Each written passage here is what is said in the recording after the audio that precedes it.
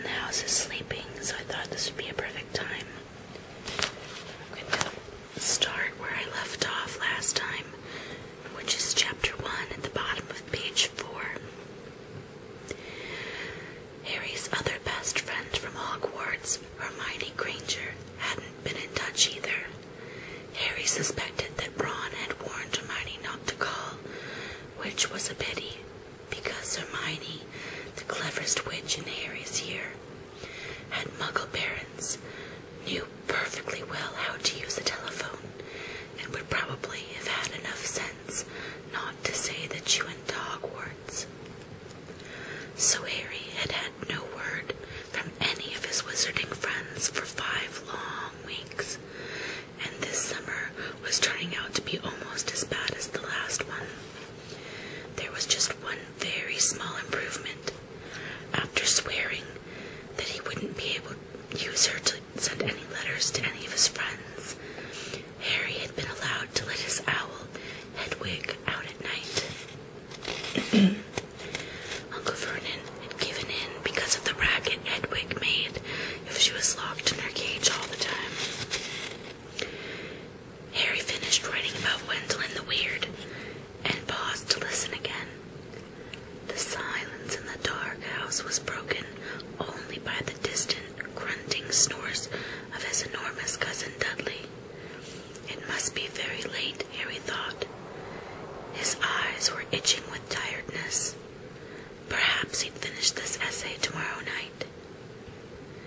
He replaced the top of the ink bottle, pulled an old pillowcase from under his bed, put the flashlight, a history of magic, his essay, quill and ink inside it, got out of bed and hid the lot under a loose floorboard under his bed.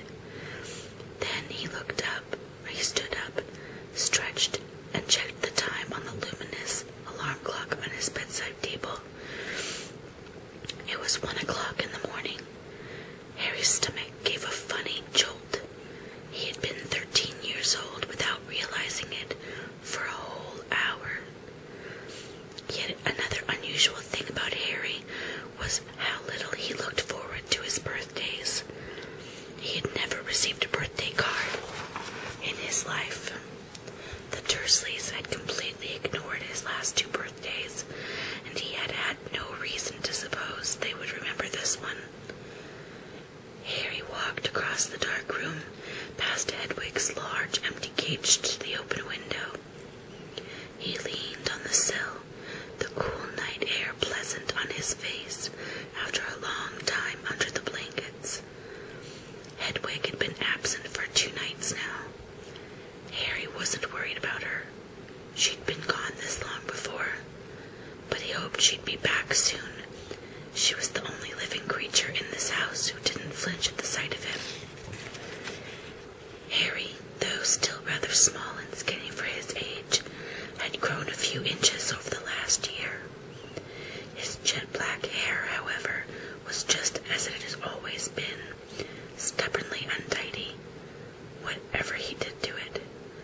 The eyes behind his glasses were bright green, and on his forehead, clearly visible through his hair, was a thin scar, shaped like a bolt of lightning.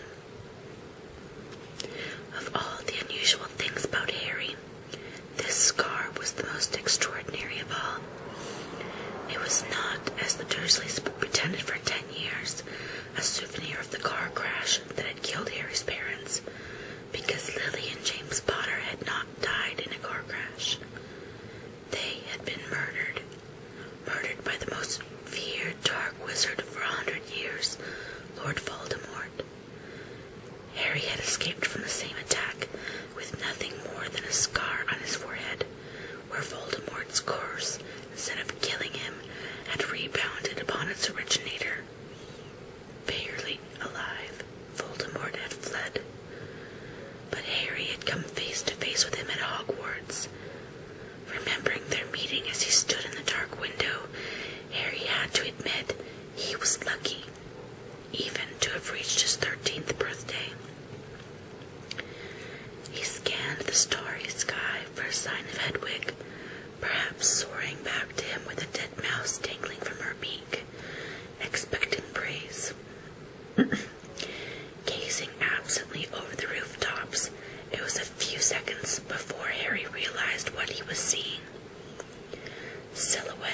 against the golden moon, and growing larger every moment, was a large, strangely lopsided creature, and it was flapping in Harry's direction.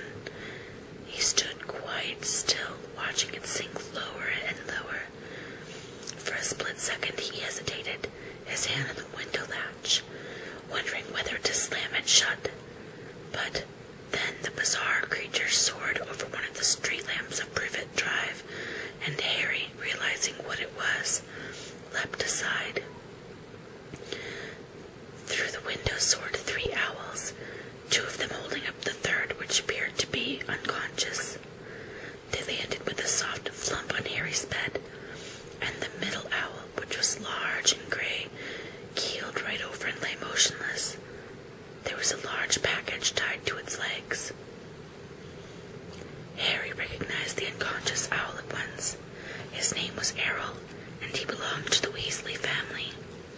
Harry dashed to the bed, untied the cords around Errol's legs, took off the parcel, and then carried Errol to Hedwig's cage. Errol opened one bleary eye, gave a feeble hoot of thanks, and began to gulp some water. Harry turned back to the remaining owls. One of them, the large snowy female, was his own Hedwig. She too was carrying a parcel, and looked extremely pleased with herself. She gave Harry an affectionate nip with her beak as he removed her burden, then flew across the room to join Errol. Harry didn't recognize the third owl, a handsome tawny one, but he knew at once where it had come from, because in addition to a third package, it was carrying a letter bearing the Hogwarts crest. When Harry relieved this owl of its burden, it ruffled its feathers importantly, stretched its wings, and took off through the window into the night. Harry sat down on his bed and grabbed Errol's package, ripped off the brown paper, and discovered a present wrapped in gold, and his first ever birthday card. Fingers trembling slightly, he opened the envelope. 2 pieces of paper fell out, a letter and a newspaper clipping. The clipping had clearly come out of the wizarding newspaper, the Daily Prophet, because the people in the black and white picture were moving. Harry picked up the clipping, smoothed it out, and read, "Ministry of Magic employee scoops grand prize. Arthur Weasley, head of the Misuse of Muggle Artifacts Office at the Ministry of Magic, has won the annual Daily Prophet Grand Prize Galleon Draw." A delighted Mr. Weasley told the Daily Prophet, "We will be spending the gold on a summer holiday in Egypt, where our eldest son, Bill, works as a curse breaker for Gringotts Wizarding Brain. The Weasley family will be spending a month in Egypt, returning for the start of the new school year at Hogwarts, which 5 of the Weasley children currently attend." Harry scanned the moving photograph, and a grin spread across his face as he saw all 9 of the Weasleys waving furiously at him, standing in front of the large pyramid. Plump little Mrs. Weasley, tall balding Mr. Weasley, 6 sons and 1 daughter, all, though the black and white picture didn't show it, with flaming red hair. Right in the middle of the picture was Ron, tall and gangling, with his pet rat Scabbers on his shoulder, and his arm around his little sister Ginny. Harry couldn't think of anyone who deserved to win a large pile of gold more than the Weasleys, who were very nice and extremely poor. He picked up Ron's letter and unfolded it. "Dear Harry, happy birthday. Look, I'm really sorry about that telephone call. I hope the Muggles didn't give you a hard time. I asked Dad, and he reckons I shouldn't have shouted. It's amazing here in Egypt. Bill's taken us all around the tombs, and you wouldn't believe the curses those old Egyptian wizards put on them. Mom wouldn't let Ginny come in the last one. There were all these mutant skeletons in there of Muggles who'd broken in and grown extra heads and stuff. I couldn't believe it when Dad won the Daily Prophet draw. 700 galleons. wand's gone on this trip, but they're going to buy me a new wand for next year." Harry remembered only too well the occasion when Ron's old wand had snapped. It had happened when the car the two of them had been flying to Hogwarts had crashed into a tree on the school